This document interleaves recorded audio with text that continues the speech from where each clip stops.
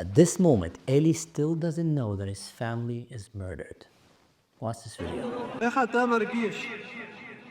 אני מרגיש מאוד מאוד שמח היום לחזור למשפחה ולחברים שלי ולאשתי ולבנות שלי.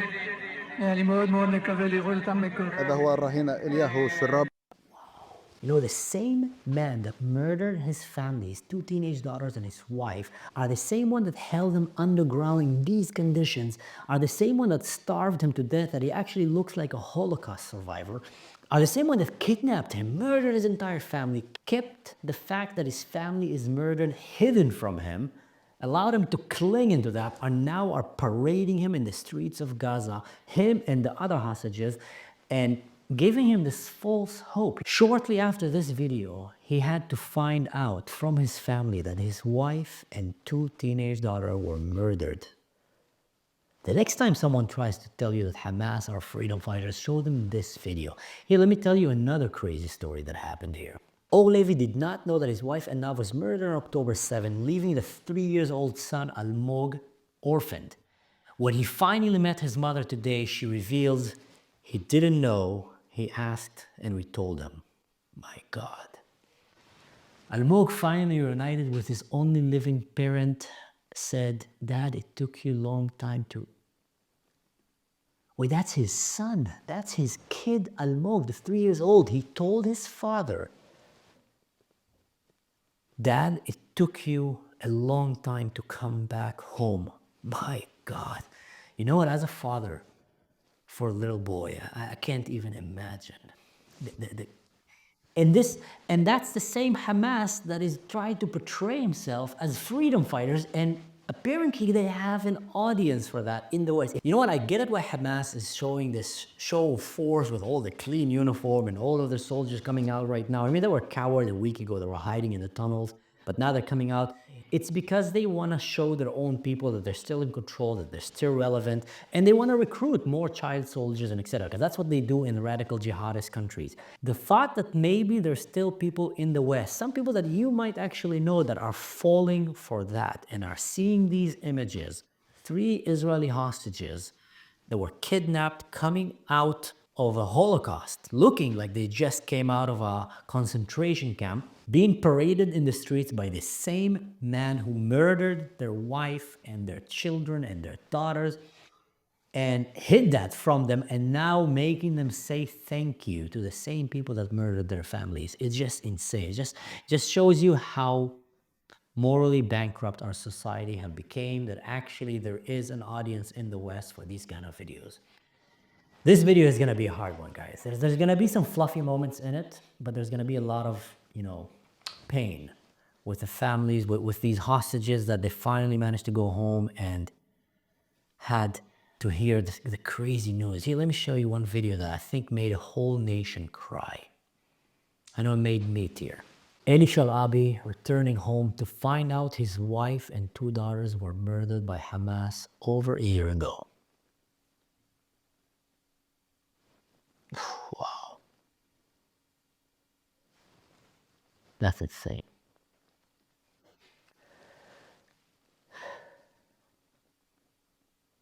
Just, clinging so long for the chance that you might see your wife and your daughter might have what kept him alive in these dungeons, in these torture tunnels, and then coming home to find out. Insane.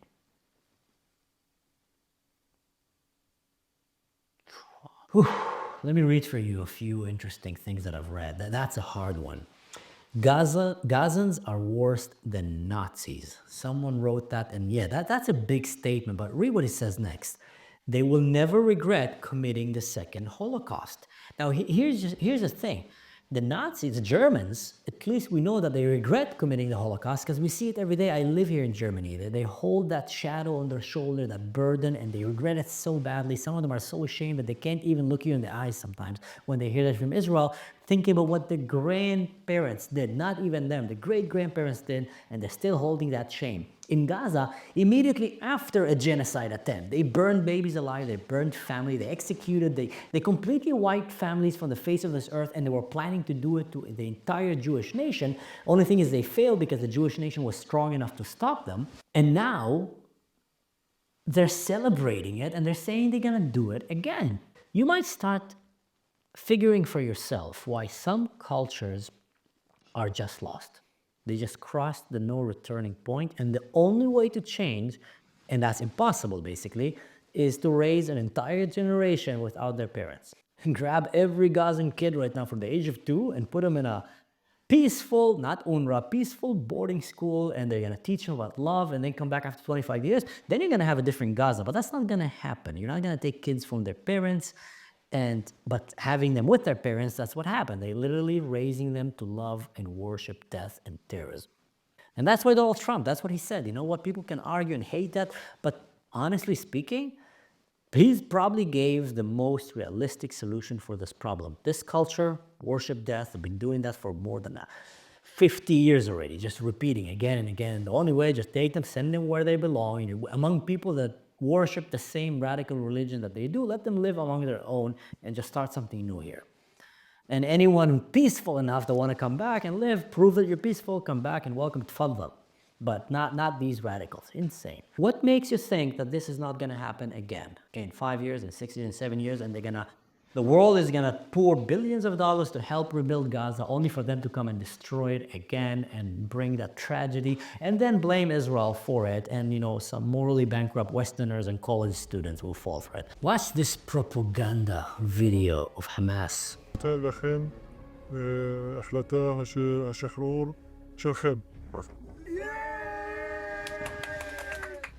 Can it be more free? מנהיגי ישראל, אני פונה אליכם בבקשה, תמשיכו את העסקה השנייה ואת העסקה השלישית, תוציאו את כולם, יש הרבה אסירים אצל הידיים של עז-א-דין אל-קסאם, אני רוצה שכל האסירים יחזרו הביתה, כל הישראלים יחזרו הביתה, תמשיכו את העסקה השנייה ואת העסקה השלישית, בבקשה.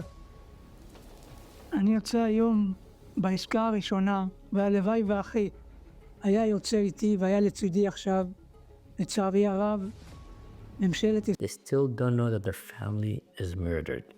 הרגו אותו. The same people who murdered their family haven't told them yet. Here, watch this. This is a very interesting part. You might have missed that. What's written on his shirt in Hebrew is Asir Gdudei El-Qassam, the prisoners of El-Qassam brigades. Honestly, I'm thinking, does Hamas think this propaganda is working on the Israelis? They think that Israelis are watching and saying, oh, they're just prisoners of war. Guys, they got kidnapped. They are innocent civilians who went to party, who were just sleeping on a holiday on a Saturday in their beds, and they got kidnapped while their families were murdered. And the same people who kidnapped and murdered their families and held them in these tunnels, like in a Holocaust concentration camp, starving them to death, are the same ones that are releasing right now and making this propaganda video and parading them in the streets of Gaza while the Gazans are just chanting out of joy and vowing to destroy Israel and repeat October 7 again and again and to annihilate the Jews from the face of the earth. All kind of crazy stuff. Drink their blood and bathe in their blood. Yeah? Like, it's insane what they're saying in Arabic, and the West just doesn't get it. Wow. 491 days in these tunnels. Imagine, in that. People like to say sometimes, well, Israel has such advanced technology, military, and special forces. Why didn't they rescue them from these tunnels? Well, these people obviously don't know anything. They haven't been in the army. They haven't been in the special forces. I can tell you. It's difficult enough to rescue one hostage from an apartment building on the first floor. Second, third floor becomes even way more difficult. A tunnel, extremely difficult, especially when there's only one entrance. It's to do it without getting the hostages killed, it becomes almost a mission impossible. It needs really a lot of intelligence and a lot of preparation. And yeah, that was just a little bit about these tunnels. Anyway, medical teams, they release hostages conditions similar to survivors of a concentration camp in the Holocaust. Hold them accountable. Who's gonna hold them accountable? I mean, the Red Cross, come on, these guys, you see them shaking hands with Hamas. They're just a bunch of jokes, they should be defunded. Anyone who murdered a mother of a 2-year-old baby and kidnapped his father is not a freedom fighter. This is a jihadist terrorism, and that's what it should be called.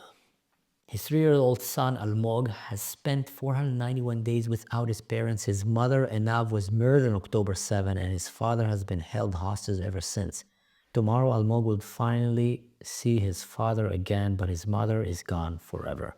Just imagine the first night that they get to sleep together in the same bed, that he get to hug his son, talk with him. Maybe his son will ask him, some hard questions. At the age of 3, 4, and 5, that's when your kids start having, a lot of interesting, deep questions about life, about God, about death, about good and evil, about emotions. Wow, it's gonna be very hard. I can't imagine. Today, his family had to tell him his wife and daughters are dead. Candace. I don't know if you knew, Candace is a Jew, is a very proud Jew. They were kept in underground tunnels, rarely seeing daylight. They described the inhuman conditions, lack of air, no light, an unbearable confinement, completely cut off from their outside world. One of the hostages said, being underground was horrifying. I never thought I would make it out. When was the last time that you did not get out of your house for a day? Did not get out of your city for a week? Just for a month. And don't try to give me the same comparison. Yeah, with the Palestinian prisoners.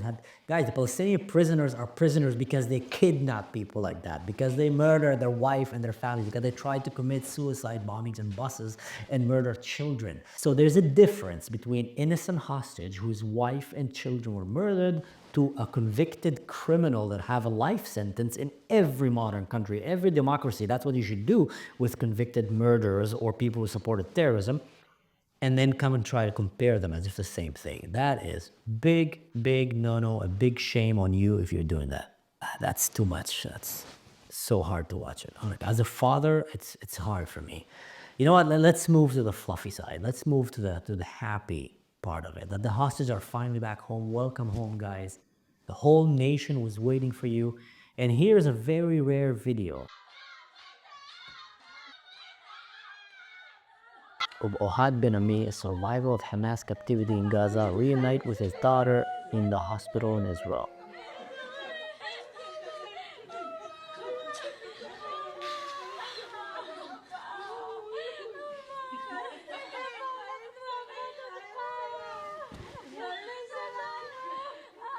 Oh God.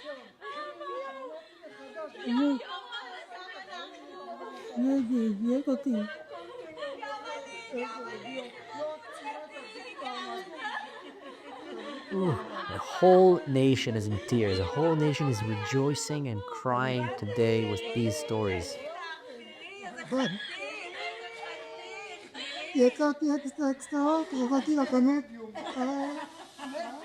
Look how he kept his spirit, kept his morale, kept his humor. That is a Jewish spirit for you.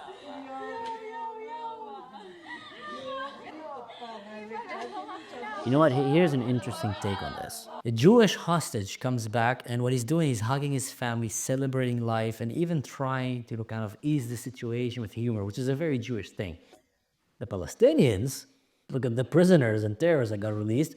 First thing they do is they grab an AK-47 on the way. They can't even wait and just grab and start shooting out of the bus. I'm not going to show the video here because YouTube's going to demonetize this whole video. But you see them shooting around. They're walking the street, chanting that they want to do October 7 again and again, repeating it. Children in the streets are going, calling them heroes and just chanting that they want to go kill the Jews. And it's just all about death. It's all about terrorism. The joy of these daughters having their father again.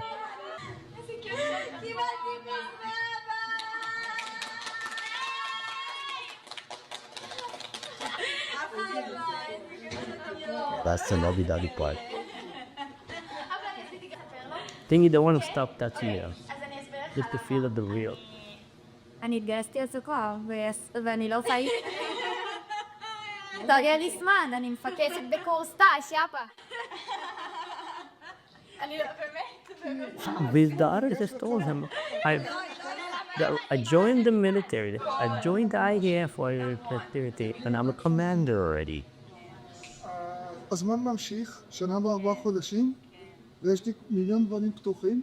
He says they as if plucked me, and time continued, a year or 4 months, but I got stuck in the past, and there's so many things that we need to catch up. I want to hear everything. And he says, I know I'm gonna get some very difficult answers to some of my questions, but I need to know. I need to know what happened that day. Now, mind you, most of these people, literally, their time stopped in October 7. When they got kidnapped, that's it. No more phones, no more internet. They got disconnected from the entire world. They have no clue what was really happening outside. And the only thing that they were knowing were by the people who kidnapped them, who murdered their friends and their families, and who were torturing them. And obviously doing a lot of psychological manipulation and, yeah, propaganda on them. So like I said, guys, today's episode was an emotional one. It was a hard one on one side, with a happy one on the other side. It was a difficult and a fluffy, lovey-dovey one.